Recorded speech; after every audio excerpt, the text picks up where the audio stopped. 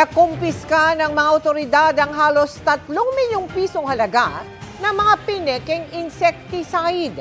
Ang ilan dyan, inihahalo umano sa mga orihinal na insecticide para maibenta sa isang supermarket sa Cavite.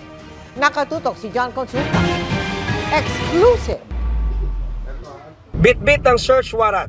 Pinasok ng Intellectual Property Rights Division ng National Bureau of Investigation o NBI ang isang supermarket sa Dasmariñas, Cavite at 2 warehouse sa Calamba at Binyan sa Laguna. Sunday kami hindi Manila. The chief ko, Sunday Manila kami. Ngayon, may search warrant kaming dala. Allegedly, may mga peking insecticide dito.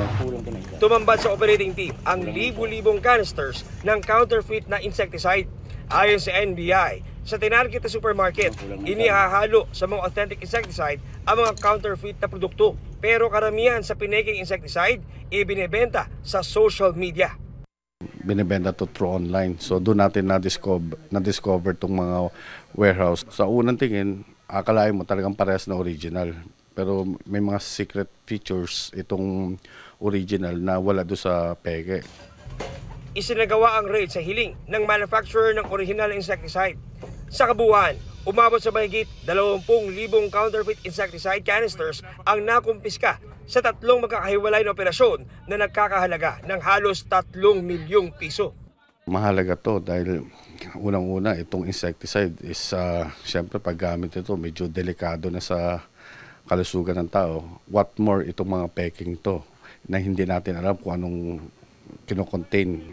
Itong mga peking to, kumikita sila, binebenta mas mura, tapos hindi nagbabayad ng buwis sa gobyerno natin, malaki rin na nawawala sa ating gobyerno.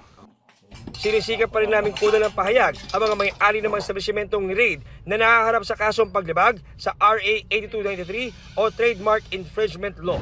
Para sa GMA Integrated News, John Consulta, Nakatutok, 24 Oras.